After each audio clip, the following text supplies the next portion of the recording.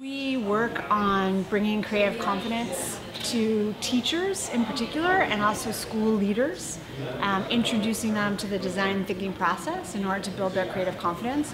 Our vision is that one day all children will have creative confidence and know they can change the world. So the D.school came from a long tradition at Stanford University of product design, which worked at the intersection of art and engineering and helped people to use a human-centered design process. I mean, our big focus, right, is inspiring educators and helping them to build their creative confidence and thus build the creative confidence of their students. And we do that in a number of ways. And so the D.school was founded to be a crossroads on campus. We don't grant any degrees, but we share the design thinking process in order to build the creative confidence of our students. The K-12 Lab Network is the part of the D.school that works explicitly on K-12 education. We both work outside in the world with educators and school leaders, bringing them the design thinking process and helping them think about how that process could show up in their school. Sometimes that means we're helping them think about how could they run a design challenge with fourth graders to improve trash pickup in Oakland, for instance. That's a real project that we recently worked on. You take a project like that, or you might be thinking about how can a school leader use the process and mindsets of design thinking to work with the staff on a leadership challenge that they're facing or some kind of a staffing issue that's happening at their school. So that's about building creative confidence of the people that are kind of working in schools right now. Then we're also interested in using the design thinking process to imagine what could be outside of schools as we know them. What's the future of high school, for instance? What if high school didn't happen in a building, but happened in your city and you used all of your learning resources from the city to be your education experience? So we're always pushing on that notion, too, of how can we use design thinking to come up with innovations that can help the education sector. In particular, we're also focused right now on imagining the cast of characters in school.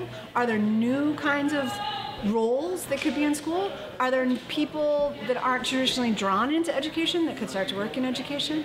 And then how can we support school leaders?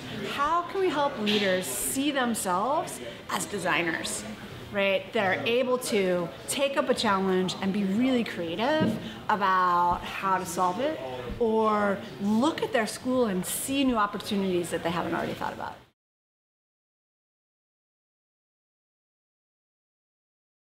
So the D.school space is set up to be a space that really encourages radical collaboration and encourages the postures of creativity. So we do a lot of standing up, right, in order to ideate. We also want to be able to have spaces where we can where we can bring together kind of all that we're learning from users and others that we're interviewing or observing out in the world, that we can bring all that information together.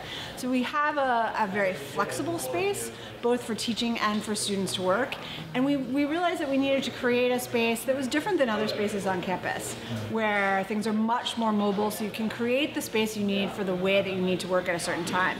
Because across the design thinking process, you're in a lot of different modes, right? Sometimes you're out in the world and you have a bunch of stuff you have to bring together. Sometimes you want to create 10 or 20 different frameworks to understand what you're learning. Other times you want to be ideating, which is brainstorming or using other techniques to come up with new ideas. You need a lot of different kinds of spaces in order to be able to inhabit that. And it's not a linear process. You also need to be able to move quickly sometimes between those different modes. Instructors here are very thoughtful about how they design that space.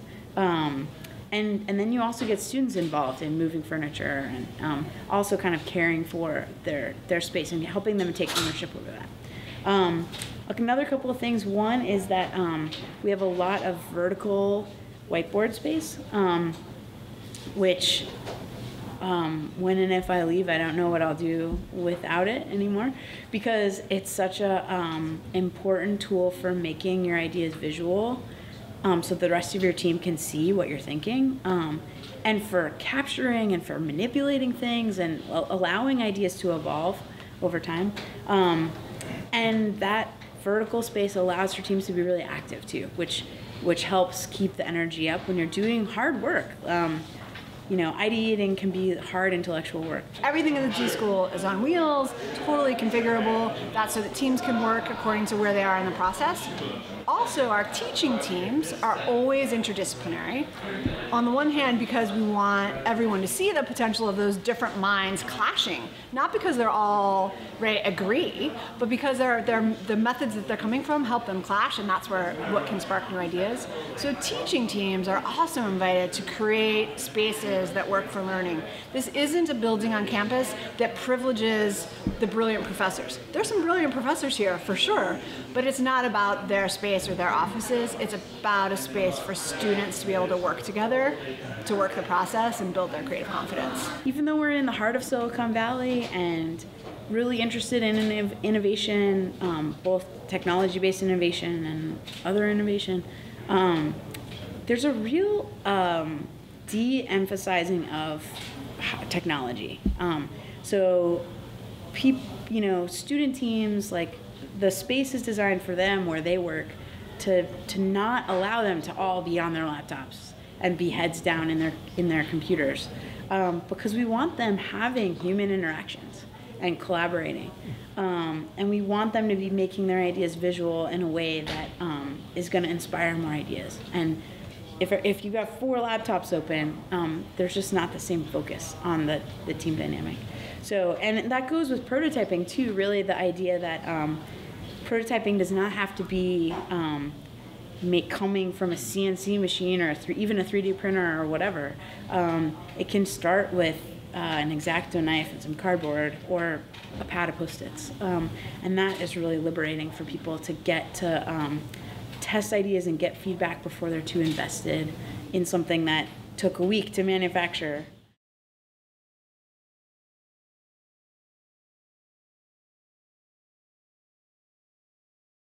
We have a wide diversity of both students and teaching teams here. We call them teaching teams. We draw from all 7 schools at Stanford, so that's medicine, law, humanities, sciences, engineering. Our classes and our teaching teams draw from the 7 schools across Stanford's campus. So ideally, every project team that's working in class on a project, because we're always using real-world projects, has a diversity of students. They can be drawn from business and engineering to humanities, that combination of students always working together. And then we see that mirrored in our teaching teams. In addition to our teaching teams having professors and other folks that are from campus, from different disciplines, we're always collaborating with designers and other practitioners that are in the world. Because we're not wanting to make a separation between kind of what's happening in academia and what's happening in the world. Our projects are always real projects for the world, and so in that way our teaching teams have to draw from all those. So as an example, a class like Entrepreneurial Design for Extreme Affordability has both a mechanical engineering professor and a product design professor, as well as a business professor, as well as entrepreneurs from the world and people that are used to working in NGOs in developing countries. Those folks, they have a teaching team of 7 to 9 folks every year that come together to lead that class. Some of our classes also feature what we call a D-shrink, a psychologist who joins the team to help work on team dynamics. Students get involved in the D.school from all 7 schools on campus. So what we're really interested in is what we call T-shaped people. So the notion is that this part of the T, your depth, is the disciplinary program that you're in. Because remember, you can't get a degree here at the D.school. You can only participate in classes. But what we provide is the design process, which is your breadth, learning how to pursue a creative process on whatever unknown challenge is given to you. So we're looking for people that have a strong disciplinary depth and then are really game to develop their own process. Students come to us in a whole variety of ways. They might be drawn because they're interested kind of in this notion of creative confidence, and they don't feel so creative and they think maybe this is a place where they could learn to be more creative. We also have students that are really drawn in by the kind of projects that we're working on. So if we're working on designing media for WNYC, or we're working on designing future high school models, or we're working on designing new medical devices in the developing world, those topics and those real world challenges can also draw students. So we tend to see students that come for a variety of reasons. Sometimes we see educators that can be a little wary of taking up design thinking. Some of what we see there is just a sense of, I don't know, if I break out and be creative, what's going to happen in my school culture? Are the conditions really set for me to be creative? Usually we find that folks, there's something about the design thinking process that resonates with them in some way. For some people, what resonates is that really being asked to empathize with their students or their parents or the other people that are working in the school with them can be really energizing for them. For other people, they get really excited about prototyping, right? What does it look like for me to try something and get some feedback right away? So those are some of the ways people get over their fears. But teachers, just like people from other sectors, can be a little hesitant at first to kind of dive in and trust the process. And so that's what we always say. Like, a part of what we do is we ask people to do a quick design cycle first so that you get a sense for it and you're not too attached. If you shorten the amount of time that you're doing kind of each part of the process, it helps you just move through it. And then when you look back on it, you just think, wow, I did that. I've never been asked to work on this challenge before, and in an hour or 3 hours or a day, I've actually built a prototype that I can show somebody and get some feedback. And that's really empowering. So that sense of getting feedback is often something that really unlocks the fear for people.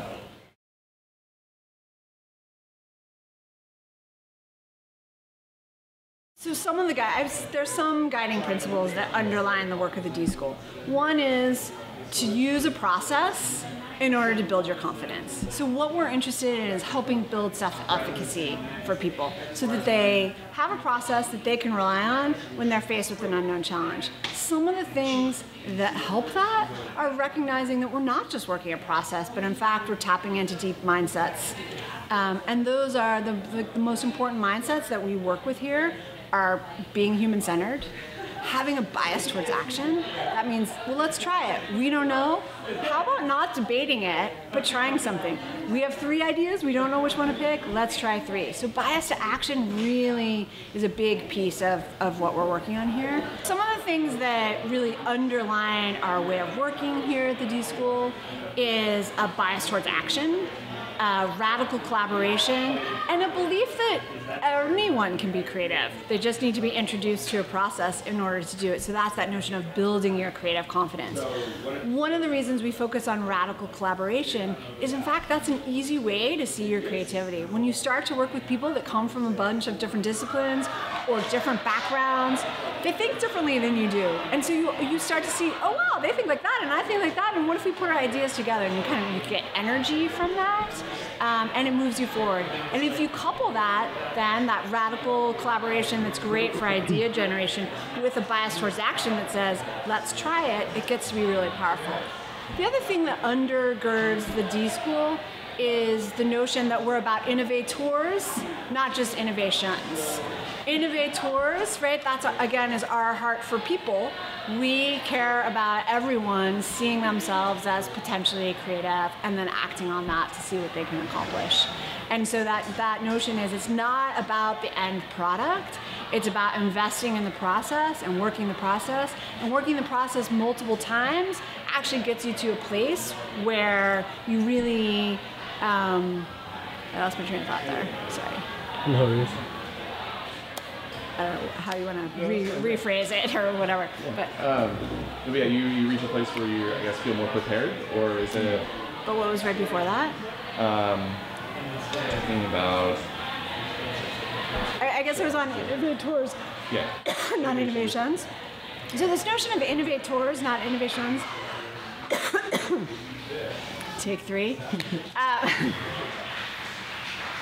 The notion of innovators, not just innovations, is fundamental to the D.school.